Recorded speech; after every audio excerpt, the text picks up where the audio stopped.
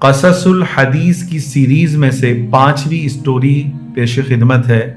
اللہ کے نبی صلی اللہ علیہ وسلم نے ایک موقع پر صحابہ کو حضرت داؤد علیہ السلام کے زمانے کا قصہ سنایا کہ حضرت داؤد علیہ السلام کے دور حکومت میں ایک شخص نے دوسرے شخص کو جو ہے گھر بیچا۔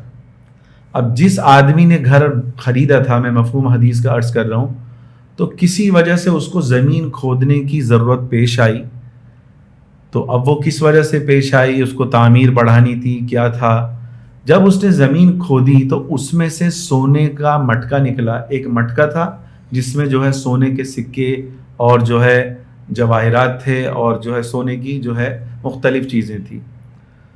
تو وہ شخص دوسرے شخص کے پاس گیا جس سے اس نے وہ زمین خریدی تھی، اور جو ہے خریدنے والے نے بیچنے والے سے کہا، خود یہ حدیث کے الفاظ ہیں، خود ذہبک منی، کہ تم جو ہے یہ مٹکا مجھ سے لے لو، یہ میرا نہیں ہے، تمہارا ہے۔ اشتریت من الارض، میں نے تم سے زمین خریدی ہے، نہ کہ یہ سونے کا مٹکا خریدا ہے۔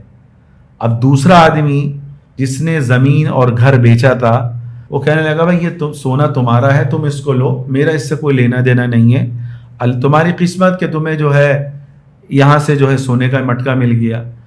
اب جو زمین خریدنے والا تھا جس کے پاس یہ خزانہ نکلا، وہ کہنے لگے، نہیں، ہم دونوں حضرت داؤد علیہ السلام کے پاس چلتے ہیں، ان سے ہم یہ فیصلہ کراتے ہیں۔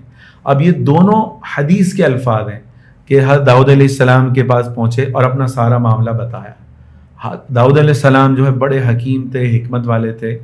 دونوں سے پوچھا کہ تمہاری اولاد ہے؟ تو ایک نے کہا کہ میرا لڑکا ہے، اور بیچنے والے نے کہا کہ میری لڑکی ہے۔ داؤد علیہ السلام نے کہا، تم ایسا کرو، انکحوا الغلام الجاریہ، کہ تم ان دونوں کی جو ہے نا شادی کرا دو، نکاح کرا دو، اور پھر یہ مٹکا جو ہے ان دونوں کا ہوا، اور ضرورت سے زیادہ ہو تو فرمایا داؤد علیہ السلام نے کہ اس کو صدقہ کر دینا۔ اس عمل کے بعد وہ گھرانہ جو ہے ان کو جو ہے دونوں کی آپس میں رشتہ داری بھی ہو گئی، دونوں کے بچوں کی شادی کا بھی مسئلہ حل ہوا، اور دونوں کو جو ہے دیندار گھرانہ ملا۔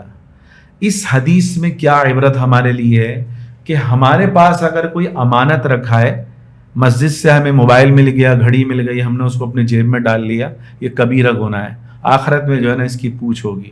اب میں آپ کو 2-3 ایسی احادیث سناتا ہوں، اس سے انشاءاللہ ہمیں فائدہ ہوگا۔ غور سے ان احادیث کو سنیں کہ اللہ کے نبی صلی اللہ علیہ وسلم کیا فرما رہے ہیں۔ حضرت عبادہ بن صامت رضی اللہ تعالی عنہ فرماتے ہیں کہ اللہ کے نبی صلی اللہ علیہ وسلم نے صحابہ کے مجمع میں ارشاد فرمایا، تم مجھے 6 باتوں کی ضمانت دو، میں تمہیں جنت کا وعدہ کرتا ہوں۔ تم نے یہ 6 کام کر لو، اللہ تمہیں جو ہے جنت دے گا، میرا یہ وعدہ ہے۔ اب وہ 6 کام کون سے ہیں؟ صحابہ کے کان کھڑے ہو گئے۔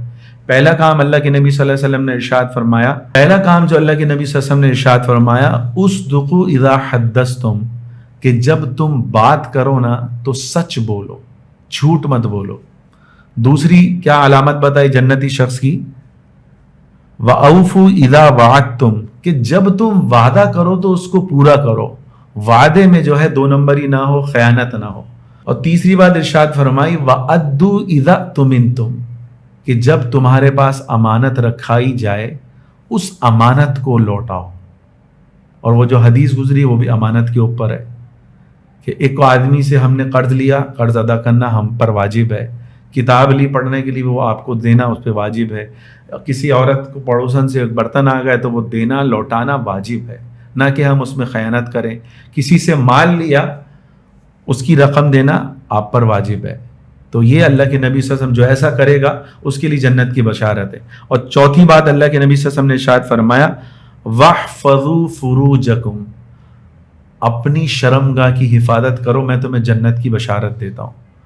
پانچویں بات ارشاد فرمائی، وَغَضُّوا أَبْصَارَكُمْ، اور اپنی نگاہوں کی حفاظت کرو، کہ راستے میں چلو تو بے حیا بے شرم کی طرح جو ہے عورتوں کو مت دیکھو، نگاہوں کی حفاظت کرو۔ اور چھٹی بات ارشاد فرمائی، وَكُفُّوا أَيْدِيَكُمْ، کہ اپنے ہاتھوں سے کسی کو تکلیف مت دو۔ اگر تم نے ان 6 باتوں میں عمل کر لیا، اللہ کے نبی صلی اللہ علیہ وسلم نے ارشاد فرمایا، مسند احمد کی حدیث ہے کہ وہ شخص جنتی ہے جو یہ 6 کام کرے گا۔ اسی طرح ایک اور حدیث میں ہے کہ ایک دیہاتی صحابی پیارے نبی صلی اللہ علیہ وسلم کے پاس آئے اور پوچھا قیامت کب آئے گی؟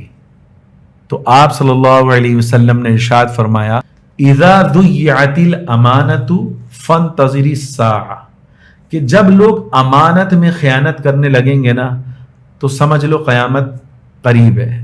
آج جو ہے ہم امانت میں خیانت کرنے میں ہماری قوم جو ہے کتنے آگے ہے، تو بھائی کوشش کریں کہ اس ویڈیو کو زیادہ سے زیادہ پھیلائیں تاکہ مسلمانوں کے لیے ہے، کافر اس پر عمل کر رہا ہے، مسلمان نہیں عمل کر رہا، تو ہم کوشش کریں کہ اپنے صدقے کی جاریہ کی نیت سے اس کو زیادہ سے زیادہ پھیلائیں۔ شاید کوئی اگر امانت میں خیانت کرنے والا ہو، بات بات پہ جھوٹ بولنے والا ہو، لوگوں کا حق مارنے والا ہو، آنکھوں کا غلط استعمال کرنے والا ہو، ہاتھوں کا غلط استعمال کرنے والا ہو، تو کیا پتہ اس کو فائدہ ہو جائے اور یہ چیزیں ہمارے آخرت میں کام آئیں گی۔ اللہ تعالی ہمیں عمل کرنے کی توفیق عطا فرمائے۔